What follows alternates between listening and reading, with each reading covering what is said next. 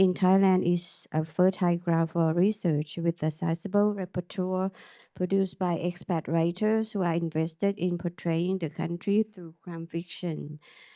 Christopher G. Moore is probably the first writer who launched an English language crime series in Thailand, and the Vincent Calvino series was started in 1992. This article encompasses the first 70 novels in the series with two main purposes. First, to study the series as a hardboiled crime fiction, a subgenre of crime fiction that emerged between the world wars and evolved through the last century within the context of contemporary Thailand. Second, to study the series as a literary tool in an attempt to creatively respond to the hegemony of the state authority and juridical violence. Okay. Hardboiled detective fiction is a subgenre of crime fiction generally considered to have come into existence in America during the 1920s and 1930s, initially in the pulp magazines of the period of the pulps. The distinctive feature of the pulp magazine stories is the graphic portrayal of crime and its omnipresence in American society during the Prohibition and the Great Depression. In terms of plot, the typical hardboiled pattern is action oriented. The detective is called in to investigate a seemingly simple case like a missing person, yet his investigation comes up against a web of conspiracy that reflects the presence of a hidden criminal organization. Finally, the track leads back to the rich and respectable levels of society and exposes the corrupt relationship between the pillars of the community and the criminal underground. One of the most important aspects of the hardboiled formula is the special role of the modern city as background. The private eye is compelled to negotiate this difficult territory that hides a world of exploitation and criminality. The urban world of Los Angeles, New York, Miami, etc., represents a profound decadence that forms a link between crime and respectability, producing a milieu indispensable to the hardboiled detective story. It has been noticed that the use of the first person narrator for the private detective suggests his solitary observation, a solitary eye of the frontier scout or the cowboy. The private eye's weapon of choice is the gun, of which the role was historically steeped in the process of establishing American nationhood back to the times of the first settlers' struggle to survive against the wilderness, Indians, and competing European peoples in the period of the Revolutionary War and in the era of Western expansion. The hardboiled detective is also noted for wisecracking cynicism, American vernacular, physical endurance, a personal code, and independence and self sufficiency inherited from the frontier hero. Relying on hunches that derive from a combination of folk instinct and experience, he is the figure of a loner fighting for truth and justice, yet hiding an inner compassion and sentimentalism quite at odds with his tough, taciturn exterior. Among those recognized for pioneering the hardboiled fiction are Dashiell Hammett and Raymond Chandler. Known for Red Harvest and The Maltese Falcon, Hammett created the protagonist, the Continental of Sam Spade, Ned Beaumont et al. Raymond Chandler is well known for starting a series of 7 novels that feature Philip Marlowe as the private eye, including The Big Sleep and Farewell My Lovely. Meanwhile, the Vincent Calvino series features Bangkok as an urban setting where crimes are graphically portrayed. Bangkok in the series is painted as a metropolis characterized by cultural incongruities. This is where cultures clash, urban and rural, Chinese and Thai, the second class citizens like the Hill tribe and illegal migrants, and first class Thai citizens and the Farangs and the Thai. The crime series revolves around the detective, his secretary, his expat community, and his Thai friend. Typically, Calvino is approached to solve cases of missing persons using as a knack for finding people. The series is narrated through the third person of point of view, with the exception of the 17th novel. It is typically action packed, hence, the detective is subject to physical assault and prone to injury. In Spirit House, for example, he is attacked by two hitmen who disguised as a blind lottery vendor and a transvestite. At the end of each novel, Calvino usually succeeds in identifying those responsible for and involved in the crimes. However, oftentimes, as they are identified with the elitist and influential circle, they are not brought to justice. Jumpers, for instance, reviews the police involvement in a Chinese crime syndicate operating out of the base in Huikwang district. The investigation runs into a dead end. Detective has finally resigned to the following conclusion. It was a real problem for detectives in Bangkok that any one crime was likely to be linked to another, and that one might be linked to another, and so on. And as the investigation expanded, the trail was likely to lead to a destination no investigator wanted to arrive at: the untouchables. The eventual conundrum whereby crimes are solved but justice is not served constitutes a fertile ground for critical exploration, where the rule of law is suspended and the force of law is exercised. The study of the series is mainly but not exclusively informed by Giorgio Agamben's concept of bare life and state of exception. Drawing from the ethnographic notions of taboo in primitive cultures and biblical religion, he argues that human form of life is considered sacred when a curse falls upon it, turning it into homosexual, an outcast, or a banned man. But who has the authority to ban? The answer is the sovereign. Then who is the sovereign? According to Carl Schmitt, the sovereign is the one who has the legal power to suspend the validity of the law and, in effect, legally places himself outside the law. The law is applicable to everyone but the sovereign himself. Then, what is the connection between the sovereign and the banned life or bare life? The original political relation between the two is configured as the state of exception, a zone of indistinction between outside and inside, exclusion and inclusion, between Zoe, natural reproductive life, and Bios, political life. The life caught in the sovereign band is the bare life or sacred life. It's the life that may be killed but not sacrificed. In modern times, the bare life as the new political subject is found in detainees in concentration camps. They lack almost all the rights and expectations that we customarily attribute to human existence and yet are still biologically alive. The state of exception as a co-constituent of the bare life is further extended into the governmental and juridical spheres. Agamben explains that the state of exception is a paradigm of government and it begins to become the rule. The concepts of bare life and state of exception have gained tremendous traction and have been used in a variety of researches and studies in social sciences and bioethics. In light of literary studies, the application of the concept of bare life and the state of exception is still limited. As far as crime fiction studies is concerned, Homo Sacer and the State of Exception offer a productive theoretical framework in the study of the development of the American hardboy as a subgenre. In his article, Lee Spinks makes a comparative study of Raymond Chandler's The Big Sleep and James Elroy's LA Confidential. He argues that The Big Sleep examines the ambivalent position of the detective within and without juridical structures, whereas LA Confidential describes a world in which a threshold between law and crime disappears. The idea of law is produced by the suspension of the juridical principle.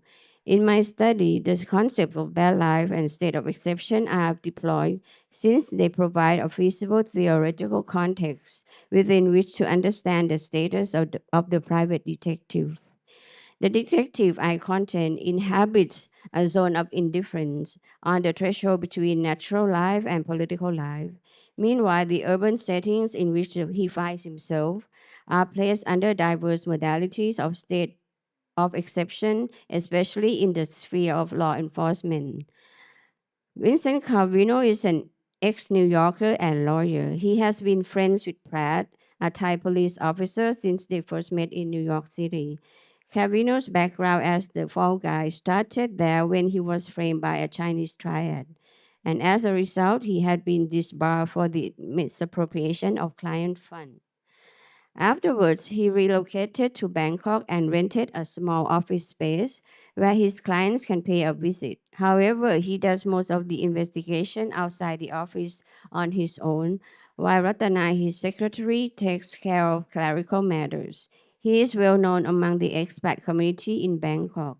Relying on uncertain incomes, Calvino is liable to physical assault while on investigative assignments. Although his connection to Pratt occasionally helps him out of troubles, he is not always protected by the rule of law. He is often trapped in the space where the rule of law is suspended while being subject to the force of law that appears in the form of police brutality. He discovers himself constantly threatened by the police as well as strongmen or Zhao. In Asia Hand, for instance, Calvino becomes a suspect in the death of a black girl. He later finds himself in one of the holding cells of Thong Lo police station. Once the charge is cleared, he is unceremoniously released without receiving any proper apology from the authorities. While bad life, exemplified by the detective character, is confined in a zone of indistinction between life and law, the sovereign power that gives rise to the state of exception is embodied in influential and unidentified people. One salient case is the Thai military junta that stages coups every few years. Three coups data are referred to in the series. The period after the coup is thus considered the state of exception, a zone of anomaly where the sovereign has become law in itself. When martial law is declared, a state of emergency is in effect. The law is suspended, but the force of law is applied. This further compounds the risk confronting the private eye during his investigative mission, particularly when the establishment of state of exception facilitates the collusion between the state authorities and the crime network. The Vincent Calvino series is an example of the diversification of hardboiled crime fiction. The subgenre serves as a tool to explore and comment on social and cultural dimensions of Thailand. The series features its protagonist as a private investigator operating in a deterministic world where hostile circumstances are a daily constant. The character may be viewed as an embodiment of bad life or homosexual who may be killed with impunity. He is confined instead of exception between life and law. Therefore, the detective is constantly subject to the force of law, while the efficacy of law is suspended. The condition is punctuated by a series of military coups, state surveillance, police brutality, extrajudicial killing, etc. The study of the crime series underlies the significance of the critical function of hardboiled crime fiction in general. It aims to draw public attention to stories of those suffering under the force of law, those whose lives are laid bare to sovereign power. So to view the full article, kindly refer to the QR code up there. Thank you for your listening.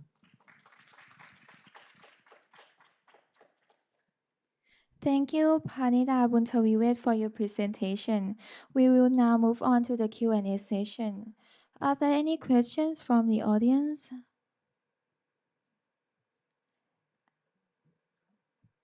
If there are no further question, I thank you again for your presentation and discussion. And now let us proceed to the next presentation. For our next presenter is Kitti Srimuang, and the title of the presentation is Instructional Design and Needs Analysis for Enhancing Thai Students' Oral Chinese Proficiency through Theme-Based Instruction. Please join me in welcoming Kitti Srimuang.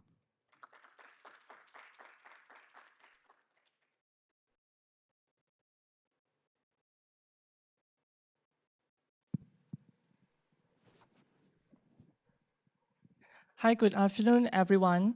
My name is Kitti Srimuang. I'm from National Tsinghua University in Taiwan.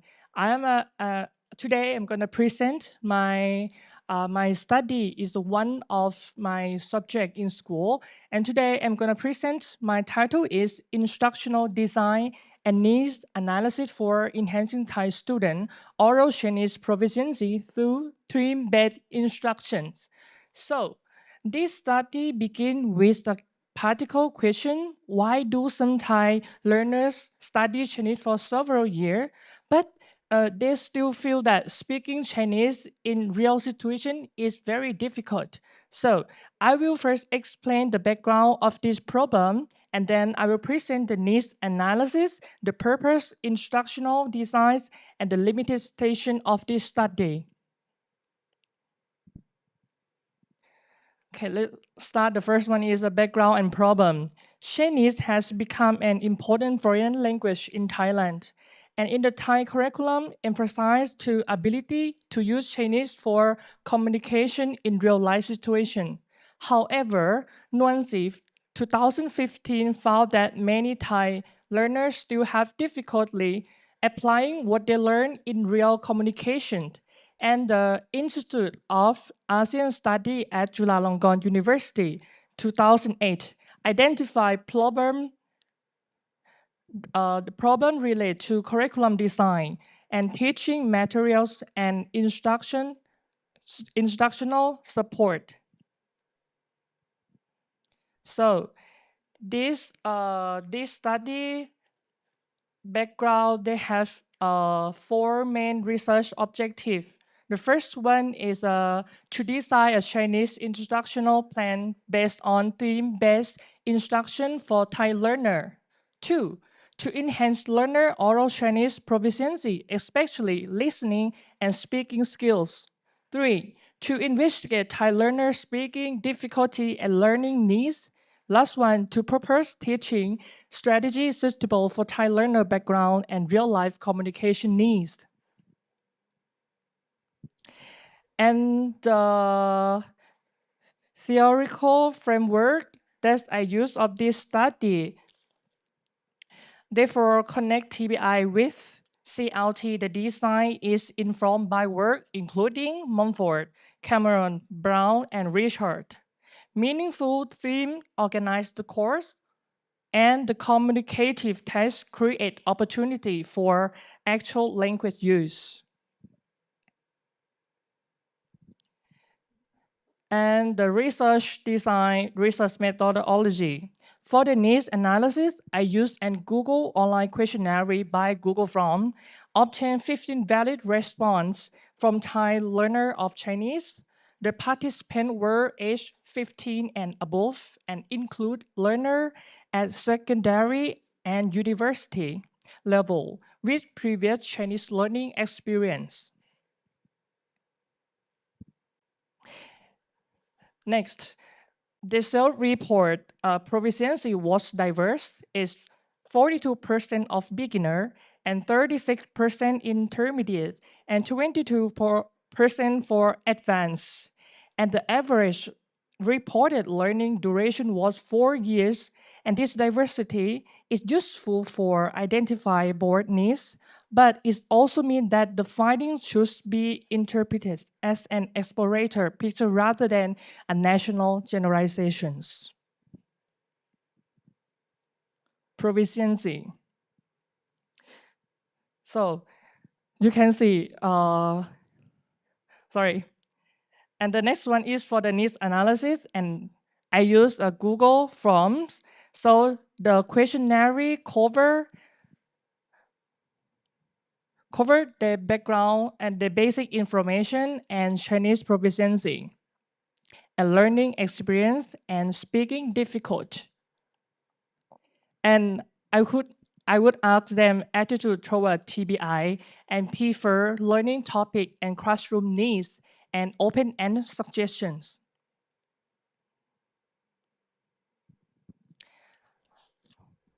So let's see, the first one is finding one learning situation and difficult.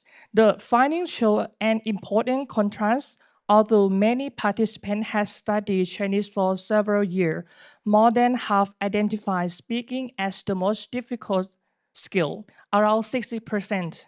Reported sufficient opportunity for speaking practice, and about 65% felt that classroom content was not sufficiently connect to real life situation.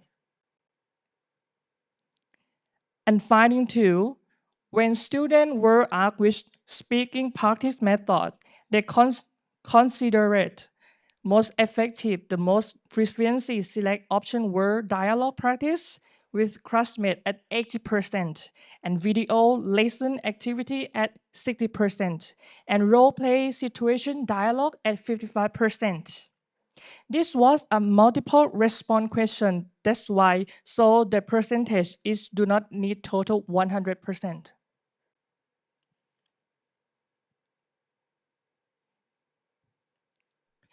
And this one, the purpose, theme-based instructional designs. Let's see. I propose 3 theme-based units. For example, job interview, ordering food, shopping, and travel and transportation. These themes were selected because they were among the strongest cluster of learner interesting and because each one provides a clear communicative purpose. For example, in the travel and transportation unit, students would compare transportation options, plan a route in group, and role-play asking for direction or buying ticket. And finally, present a travel plan. The language is therefore not practice, is isolate sentence. Student use is complete a meaningful situation or task. Importantly, these units are proposal based on questionnaire findings, so they have not yet been complemented in the actual classroom.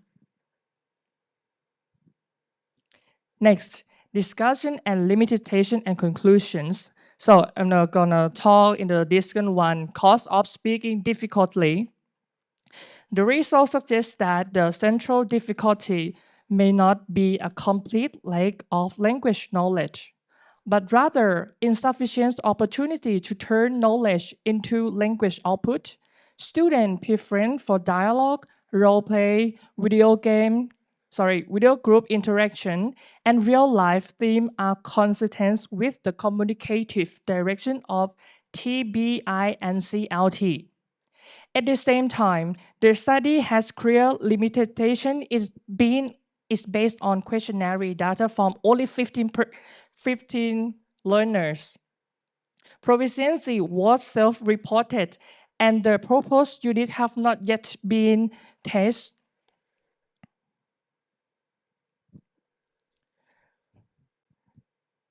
And there was no, and this study has then not also no pre-test or post-test. So this study that not cannot claim causal improvement that speaking proficiency. Therefore, the future research must implement the proposed units in actual classes and evaluate speaking outcomes. More directly, this could include performance-based speaking tests, pre and post assessment, classroom and observation, and learner interview.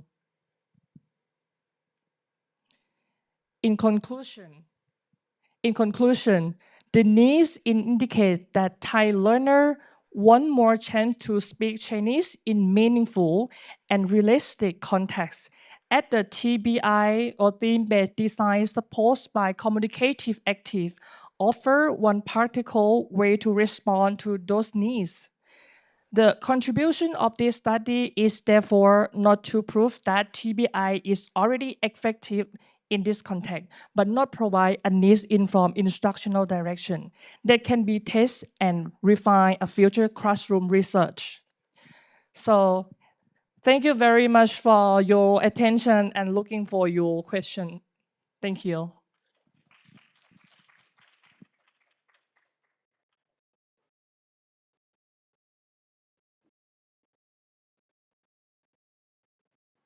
Thank you again, Kitti Srimuang, for your presentation. We will now move on to the Q&A session. Are there any questions from the audience? If there are no further... Oh, yes.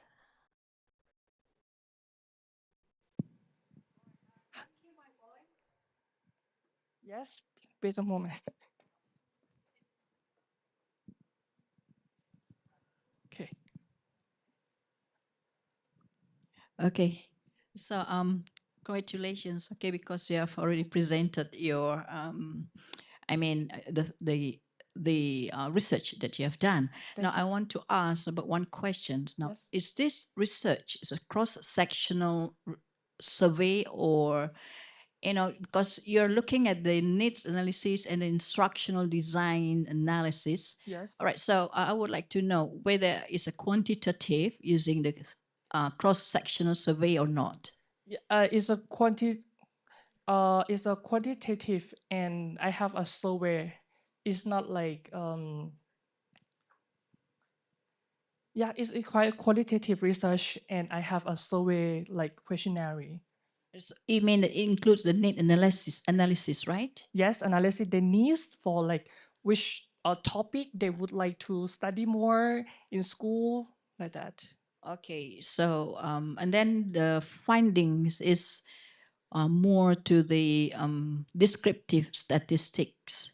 So you don't have any qualitative questions. Yes, right. Because Yeah. this is my how to say the thing I need to do more in the future, because I have Okay. no Yeah. this information is just like a research project in my classroom. Right. Okay, Yeah. that's good. Okay, Thank so I you. think that's all, because I just want to know, because for the next research in future later on, maybe that would be better Sure. if you go with the qualitative. It's only for my suggestion, actually. All right, thank you so much Thank you for your questions. yeah, for the answers. Yeah, that's all.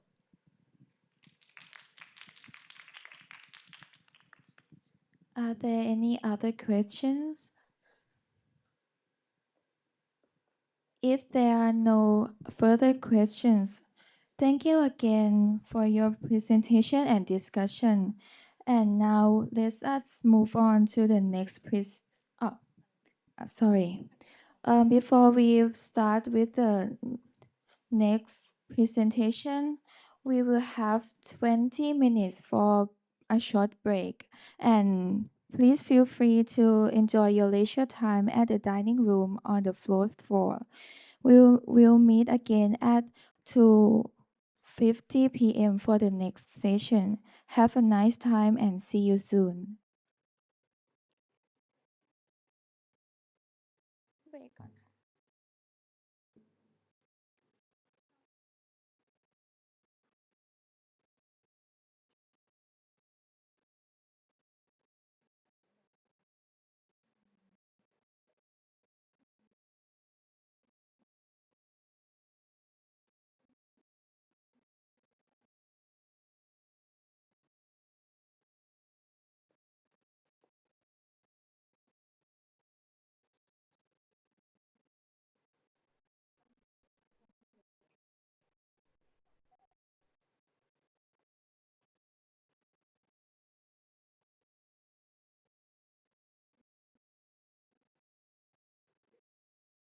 So we are now having a break, right?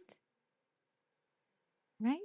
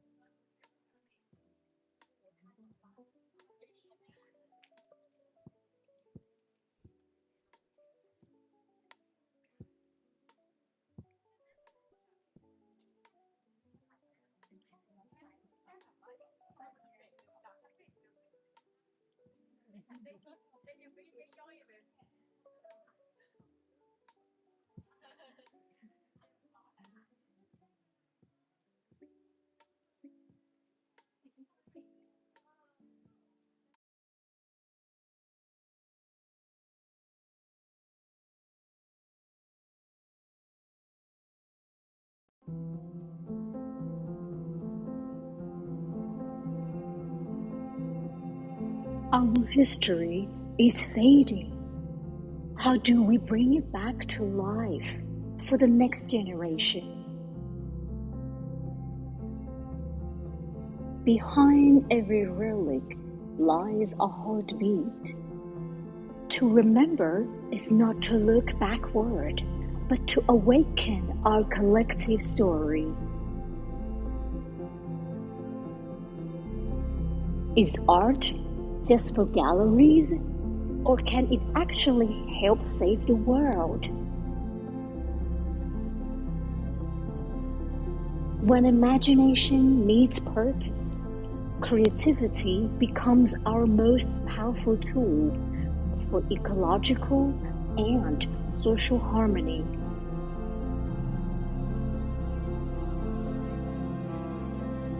In the digital age, is language just a way to speak? Or is it the data that connects our world? Language is the code of civilization. Through innovation, we translate diversity into universal understanding.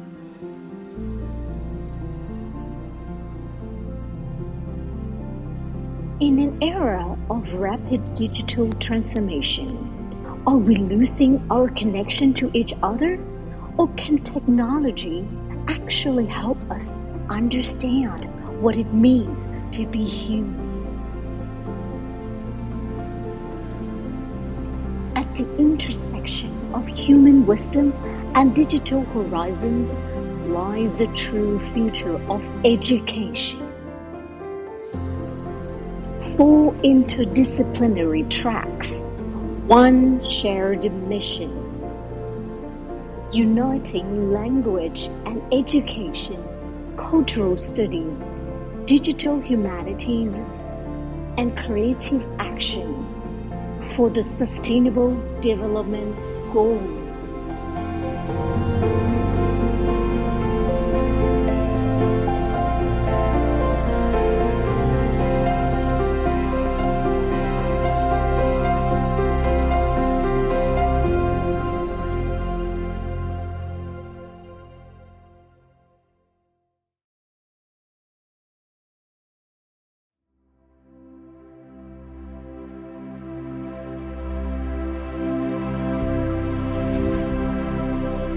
At ASICE2026, we explore how creative actions breathe new life into our heritage.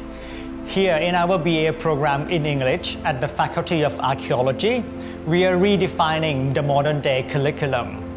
We don't just teach English, but we also provide the linguistic key to digital humanities, where language meets data to uncover hidden patterns of our history. Our focus is the human-digital synthesis. By merging innovation with creativity, we transform education into the powerful methodology for cross-cultural research. We use the English language as a global bridge, ensuring that our arts and heritage remain visible, relevant, and sustainable in an increasingly digital landscape. Step into the future of cross-cultural discovery. We look forward to seeing you at ASICE 2026.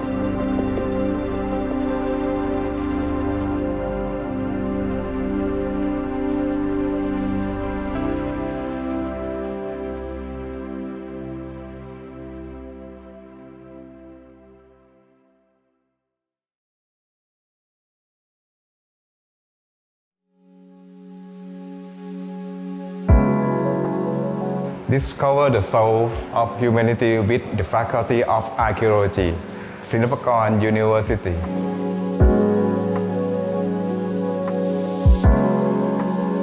At the Faculty of Archaeology, we believe that true innovation stems from interdisciplinary synergy.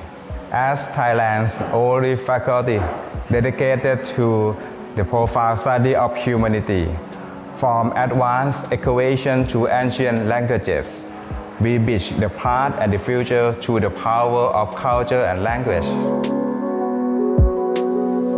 As the primary host of ASICE2026, we are honored to work alongside our esteemed partner, International University, Malaysia, and the Princess Mahachakri Srinthorn Anthropology Center. Together, we are creating a global platform where heritage meets digital humanities to foster sustainability in education and the arts. We invite you to be part of this inspiring academic journey. On behalf of the Faculty of Archaeology, Singapore University, I look forward to welcoming you all to ASICE 2026 this August.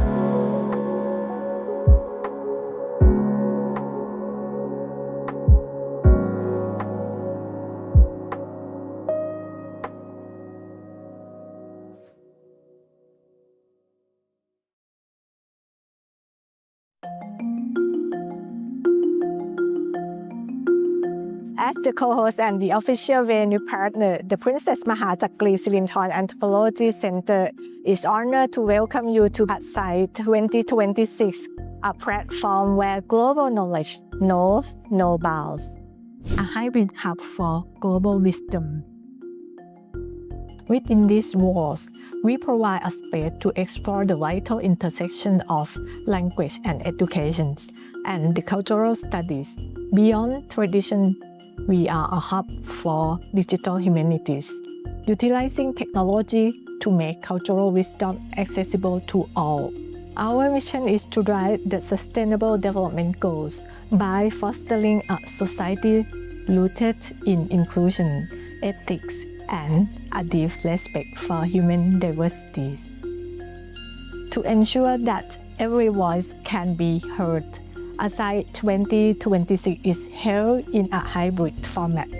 You can join us on site here at our center to experience the vibrant atmosphere and networking opportunities, or participate online from anywhere in the world, breaking all barriers to learning. Whether we meet here in Bangkok or connect through the screen, we look forward to welcoming you on August 13 and 14 at ASICE 2026. See you there.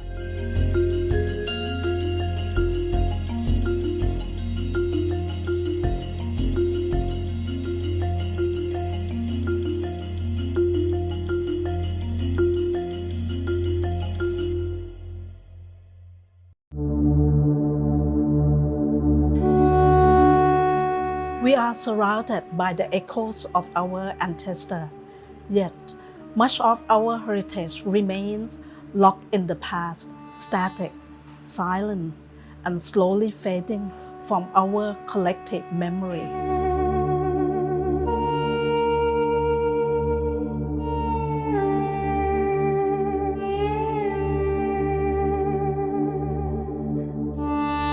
The current situation requires more than just preservation. It requires engagement. By leveraging digital humanity, we can make our history dynamic, community-led, and accessible to all, bridging the gap between the ancient wisdom and a digital tomorrow. It is time to transform our heritage from a relic of the past into a living catalyst for the future.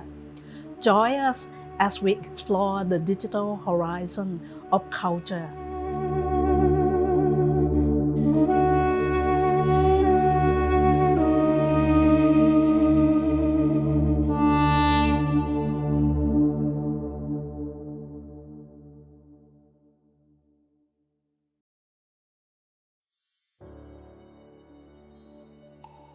Is art just for galleries, or can it actually help save the world?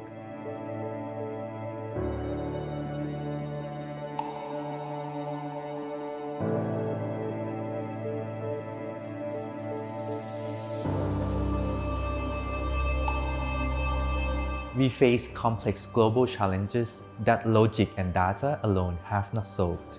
For too long, we have viewed the art as luxury, a mere decoration to our lives rather than a necessity. The current situation demands a radical shift. Arts education is not just about aesthetics. It is a catalyst for sustainable action.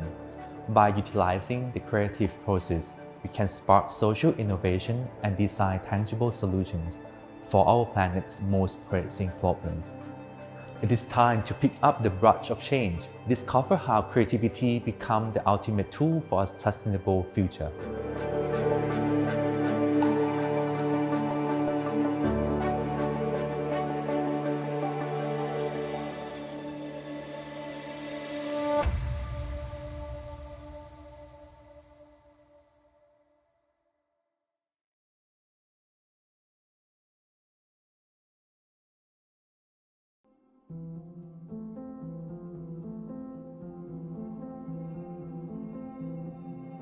Our history is fading. How do we bring it back to life for the next generation? Behind every relic lies a heartbeat. To remember is not to look backward, but to awaken our collective story. Is art just for galleries, or can it actually help save the world? When imagination meets purpose, creativity becomes our most powerful tool for ecological and social harmony.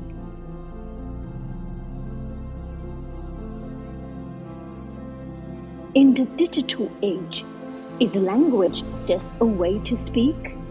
Or is it the data that connects our world?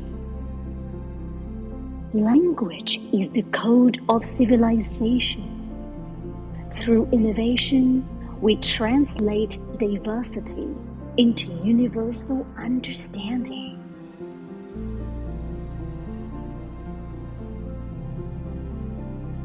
In an era of rapid digital transformation, are we losing our connection to each other? Or can technology actually help us understand what it means to be human? At the intersection of human wisdom and digital horizons lies the true future of education. 4 interdisciplinary tracks, 1 shared mission, uniting language and education, cultural studies, digital humanities, and creative action for the Sustainable Development Goals.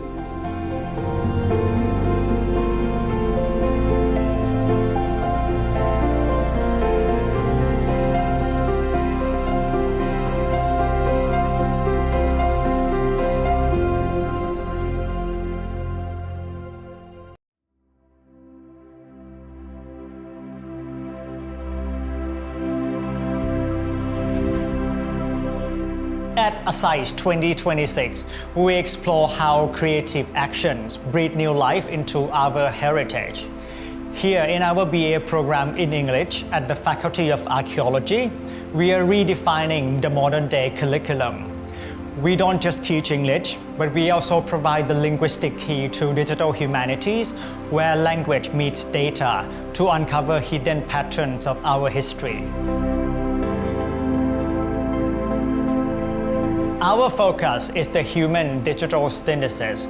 By merging innovation with creativity, we transform education into the powerful methodology for cross-cultural research. We use the English language as a global bridge, ensuring that our arts and heritage remain visible, relevant, and sustainable in an increasingly digital landscape. Step into the future of cross-cultural discovery. We look forward to seeing you at ASICE 2026.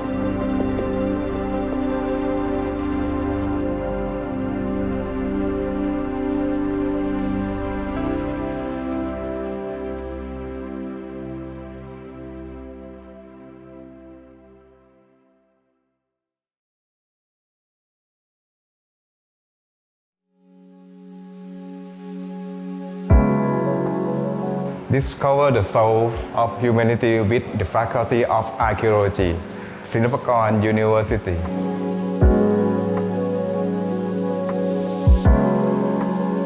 At the Faculty of Archaeology, we believe that true innovation stems from interdisciplinary synergy. As Thailand's only faculty dedicated to the profound study of humanity, from advanced excavation to ancient languages, we bridge the past and the future through the power of culture and language. As the primary host of ASICE2026, we are honored to work alongside our esteemed partner, International University, Malaysia, and the Princess Mahachakri Srinthorn Anthropology Center. Together, we are creating a global platform where heritage meets digital humanities to foster sustainability in education and the arts. We invite you to be part of this inspiring academic journey.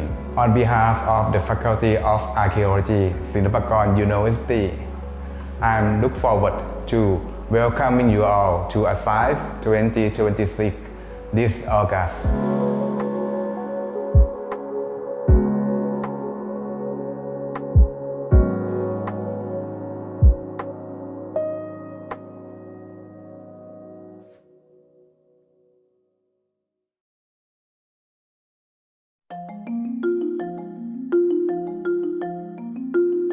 As the co-host and the official venue partner, the Princess Mahachakri Srinthorn Anthropology Center is honored to welcome you to ASICE 2026, a platform where global knowledge knows no bounds, a hybrid hub for global wisdom. Within these walls, we provide a space to explore the vital intersection of language and education and the cultural studies. Beyond tradition, we are a hub for digital humanities, utilizing technology to make cultural wisdom accessible to all. Our mission is to drive the Sustainable Development Goals by fostering a society rooted in inclusion, ethics, and a deep respect for human diversity. To ensure that You're here with me again, Kanokka Pashagun, as the moderator. From now on, let us resume the presentation. For the next presenter is instructor Phimonphan Wong-aram and excuse me.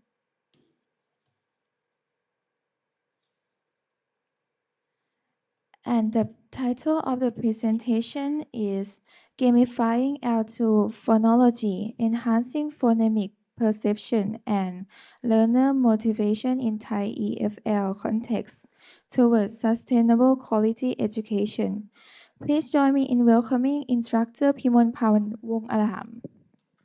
สวัสดีค่ะ So good afternoon, esteemed colleagues, all of my students and fellow researchers who are now here listening to this talk. I'm Instructor Phimonphan Wong-aram from Faculty of Archaeology English section, Faculty of Archaeology, yes, English section, and then Thailand, Silpakorn Universities. Today, I'm really thrilled and excited to share our key findings in the research. As you can see the title, Gamifying L2 Phonology here. Before we start, I just give the listeners the draw. I hope that you got some of the draws in your hand, please. Did you see that? You see the draw in your hand? Okay, the sound. Did it hear the sound? Yes or no? Okay, right. So before we start, I'm going to do some demos in the game that I do in the class. So this one, let's take a look who's going to be the lucky one for me. We're going to do the bingo game easily here. Let's see. If you got the letter or the IPA or International Phonetic Alphabet on the screen, please raise your hand. 3, 2, 1, click. Who's got this sound? This sound is the sound ba. Ba. Anyone? You're the lucky one. Thank you. Okay. So the ba sound is the voiced bilabial. What is that? Stop. Yeah. Voiced bilabial stop or voiced bilabial plosive. Okay. So would you please meet me at the end of the session? So we'll try. Okay. I got the lucky one. So please clap your hands before. Yeah, I got the ba sound. Right. And then at the end of the session, please come up on stage. And then I'll start my presentation now. Okay, you ready? Right. All right, let's talk about this. The Gamifying Alto Phonology. In this talk, we'll explore the building digital and non-digital games can transform how Thai learners perceive English consonant sound and approach phonetic studies. Also, the game that I showed you a moment ago is the one that I use in my classroom as well. To ground our discussion, this study sits at the intersection of second language acquisition or SLA, speech perception, and gamified pedagogy. So I designed an intervention integrating both computer and non-computer game-based instruction to target the perception of 24 English consonant phonemes. So these are the snapshot. As you can see, I can see that. These are the snapshots of our hybrid model. On the other hand, we utilize the web-based instruction via our custom platform of krupum.com, or you can join by your own mobile phone. Type it krupum.su.ac.th, and then you get access into my website, which I designed, where the students can play interactive games like phonetic bingos, the one that I showed you with the AI chatbot. And on the other hand, we incorporate tactile, classroom-based physical board game to maintain social interaction and immediate feedback. This is the online one. And then next, why I focus on consonant perception in L2 learning, particularly for Thai EFL learners, perceiving non-native phonemes accurately is well-documented challenge. As Strange highlighted back into 1995, perception bottlenecks occurs heavily when L2 phoneme contrast or are absent from their native language inventory. That is important. So can we remember the time that we have those COVID-19 epidemic period? We have kind of digital disruption. These are the fundamental of my research that I would like to spread all the knowledge through the people who lives far away or underprivileged one beyond linguistics outcome. This research explicitly aligns with the United Nations Sustainable Development Goal number 4, quality education. By reducing language anxiety and creating inclusive, engaging learning environments, we aim to make foundational phonological education accessible and sustainable for diverse learners all over the world. And my rationale, our core rationale is simple. Phonological competence shouldn't be built on rote memorization or anxiety-inducing drills. Combining cognitive training with effective motivation is essential if we want lasting, sustainable gains in L2 speech perception. That's why I focus on this matter. To address this, our research pursued two main objectives. And two main objectives, the first one is about cognitive goal to quantitatively improve phonemic perception accuracy across 24 English consonant sounds. And the second one is that a reinforcement goal for fostering positive attitudes, lower anxiety, and build a learner-centric framework for phonological instruction. This is the subject that I teach currently as well. The research design and sample, I designed and employed a mixed methods design involving 70 university undergraduate at Silvercorn University, split evenly between 35 English major and another 35 English minor to evaluate inclusivity across varying baseline skills. Participants were stratified into high, intermediate, and low proficiency levels. Next, can you see these are the timeline and their intervention schedule, the data collection that I planned. Our intervention follow a structured workflow. After you have 30 minutes pre-test, students engage in 6 tailored game sessions combining physical classroom games, such as phonetic snakes and ladder, just an easy one, act it out game with the 3-month online training with the phonetics bingos that I showed you before. And after that, we'll take the post-test to measure perceptual gains. We analyze pre and post-intervention scores using dependent sample t-tests, allowing us to evaluate the statistical significance of improvements within each proficiency test. Okay, so next we move into the quantitative key findings. The quantitative data reveal that substantial improvement in phonemic identification scores from pre to post-intervention across all proficiency levels. All the groups approve that this one can help them.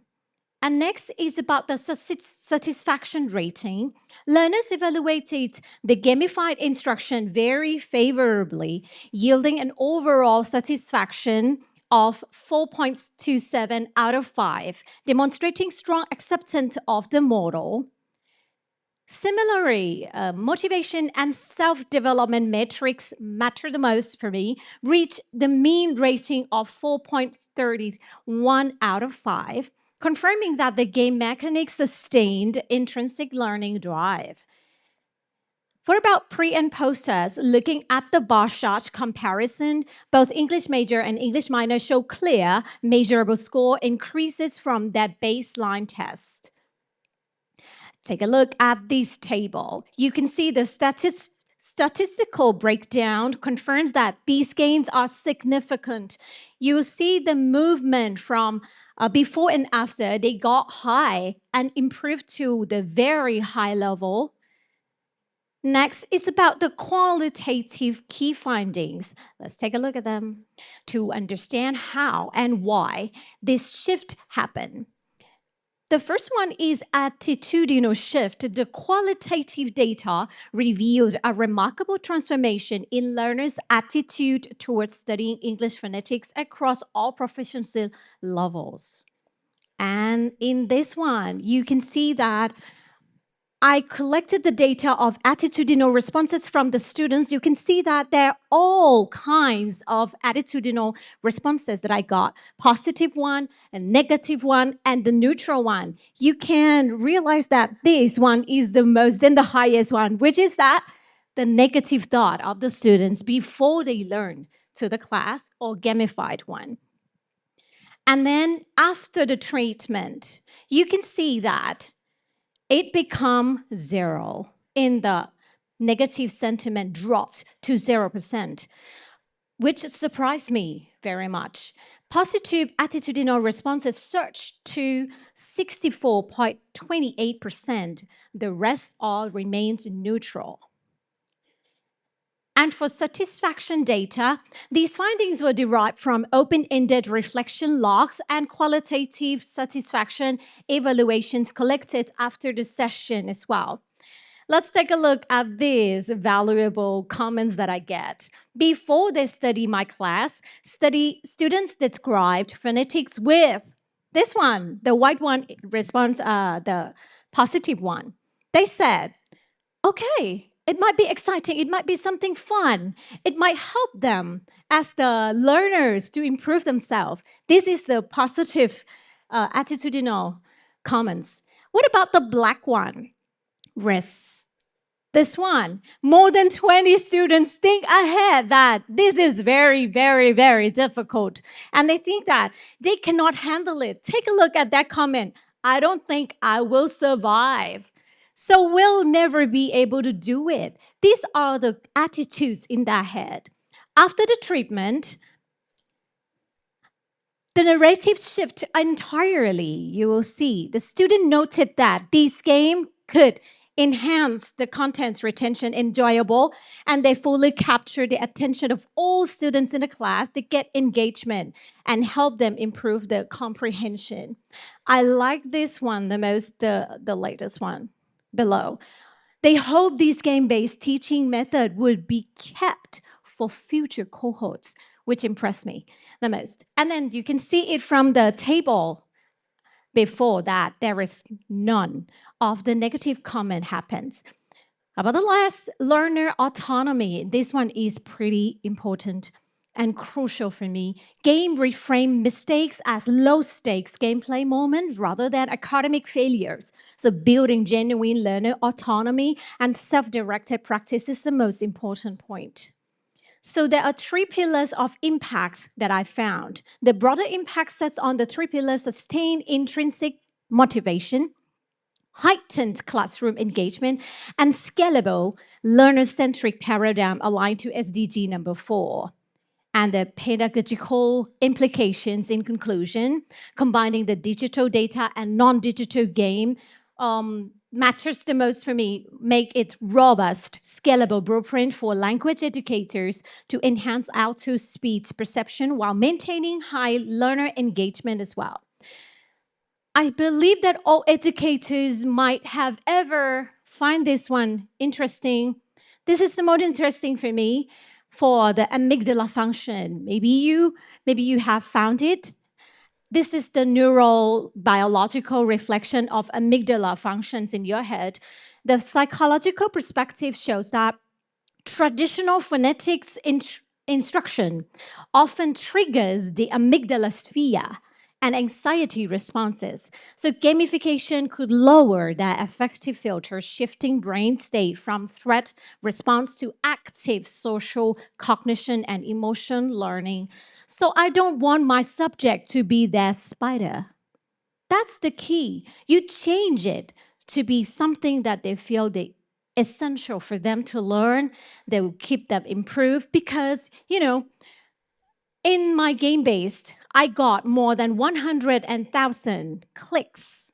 100,000 clicks maybe matters in the output, but I think output is just the seed and the outcome is just the roots, but the impact of the autonomous learners are the forest. And thank you all educators here to build up the forest in the future. And then thank you very much. Any questions or would like welcome? That's it.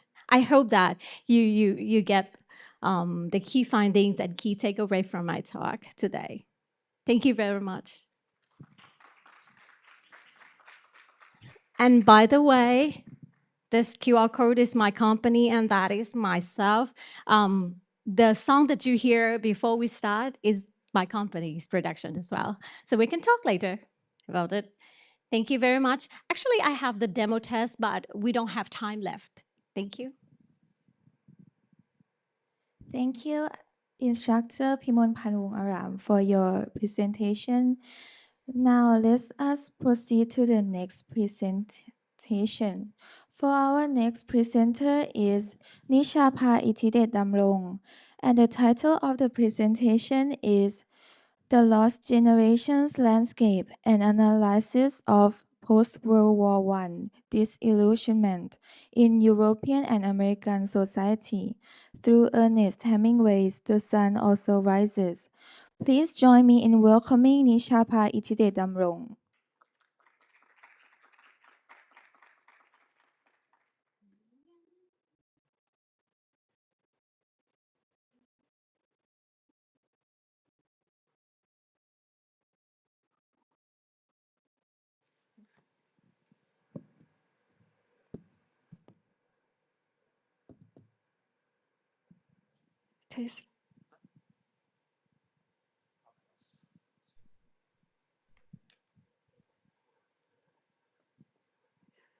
Good afternoon, everyone. My name is Nichapha Aittidetdumrong. I am a senior year student from Silpakorn University, Thailand. And today, I'm very honored to present to you my research on Ernest Hemingway's The Sun Also Rises and how the novels depicts the social landscape of the lost generation after World War I.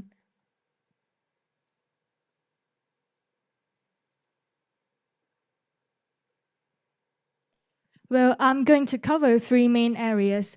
First, I will explain to you the research background. Then I will give you the information about my theoretical frameworks and how I operate my research. Lastly, I will give you the result, the significance, and the limitations in my research. Let's look at the background information first. Well, after World War I, the young generation that came of age during this time felt their emotions shattered and morally adrift because the pre-war values that once gave meaning to their life had collapsed. So they also experienced the profound disillusionment and also the terror of the war. So they were called, in another terms, the lost generation. In Ernest Hemingway's The Sun Also Rises, the central figures also being in this generation, and that makes this novel stands as the defining literature document of this era. But my research argues that the novel does more than reflect its time, but it systematically depicts the social landscape of the 1920s. Well, what is lost generation? This term carries two meanings, which are sociologically, it refers to young people who were spiritually adrift after the war, as I've said before. But in literary meaning, it refers to a specific group of American expatriate writers and artists who gathered in Paris during the 1920s. And this term originated from Gertrude Stein and was popularized by Hemingway himself. So Hemingway was not just a member of this generation, but he was also a creator of its enduring myth through his work. And as I've said before, that the novel has a direct relevance to this generation. And in its epigraph, it also states, "You are all a lost generation," which is a sentence that Hemingway quoted from Gertrude Stein. And Ernest Hemingway, he was also joined the army and experienced the tragedy of World War I himself, and that makes some reference in the book come from his own experiences. So to investigate this research, I developed three research questions, which are a spatial questions about how the novel's contrasting setting build a geographical map, a stylistic questions about how Hemingway's spare declarative prose style functions as a method of representing trauma and social dislocation. And lastly is the questions about how the central figures in the novel function as social archetypes. Well, my research is grounded on three theoretical frameworks. First is literary geography, which allows me to read space as a carrier of social meaning. Second is modernist narrative theory that helps me understand Hemingway's narrative style. Lastly will be the trauma and cultural studies that provides me with the historical and psychological context in order to understand the characters in the novel. For methodology, I use close reading combined with the historical contextualization and alongside with the use of theoretical interpretation. So my primary source is the novel itself, and my secondary sources include historical work on World War I, theoretical works on literary geography, trauma studies, and lastly is the critical scholarship on Hemingway's. Well, my analysis proceeds in 4 stages in order to answer each research questions. First is spatial mapping, second is stylistic analysis, the third one is character analysis, and the final stage is the synthesizing of the previous three analytical stages to demonstrate how the novel's three main areas converge to create a comprehensive mapping of the lost generation. For the result, in spatial area, I found that the novel construct a dialectic spaces between Paris and Spain. Well, for Parisian spaces, they are characterized by being rootlessness, performance, and emptiness. But in contrast with Spanish spaces, they are characterized by ritual and authenticity. And as Franco Moretti, one of the theorists that I use, argue that geography in literature is not just inert, but it is a formative force. And in the novel, it shows that characters have no spiritual connection toward Paris, but on the other hand, Spain tends to create affective bond between people and place, and this is shown through the shift in narrative techniques.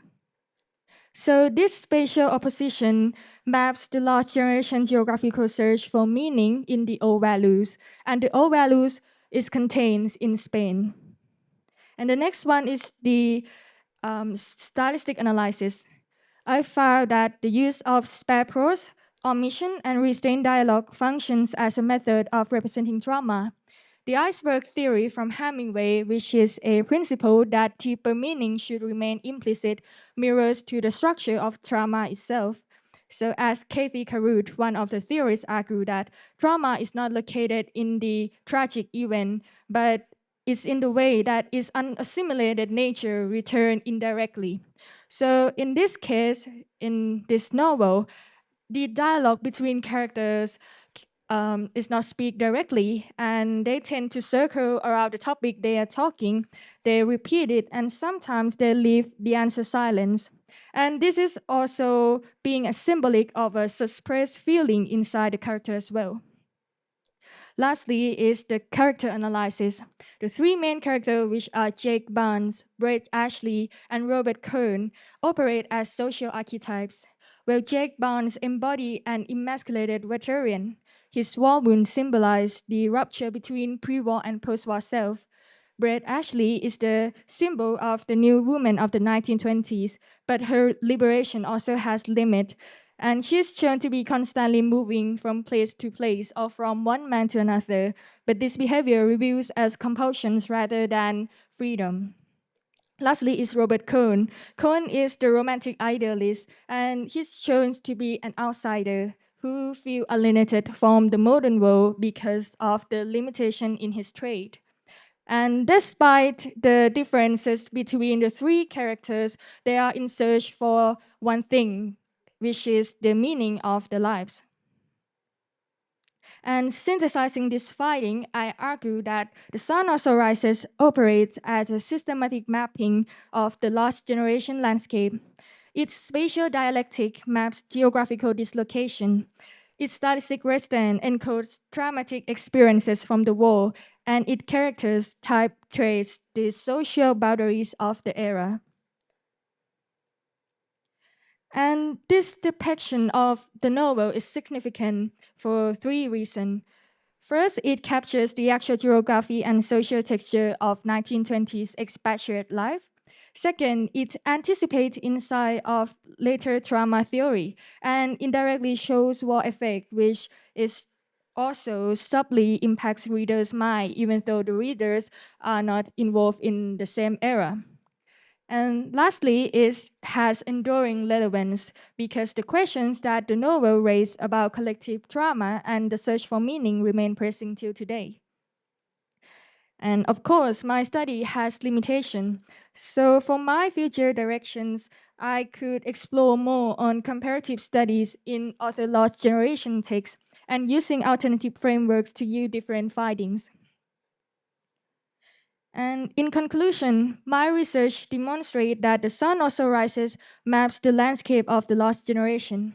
And Hemingway himself also captures the fracture and search for meaning that define the era, and making the novel endures not only as a literature, but as a historical document that continues to illuminate the generation, the relationship between war, society, and artistic expression.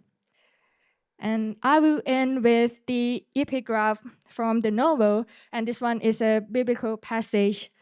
Well, Hemingway believed that what an author omits can be as powerful as what is being stated. So my research explore on what Hemingway chose to omit and what he chose to reveal. in order to understand why the novel about one generation continues to speak to generations that follow. Because one generation passed away, one generation has come, but the sun also rises and tomorrow will be the new dawn. And that is my presentation. Thank you for your attention. And I'm happy to answer any questions you may have about my research. Thank you.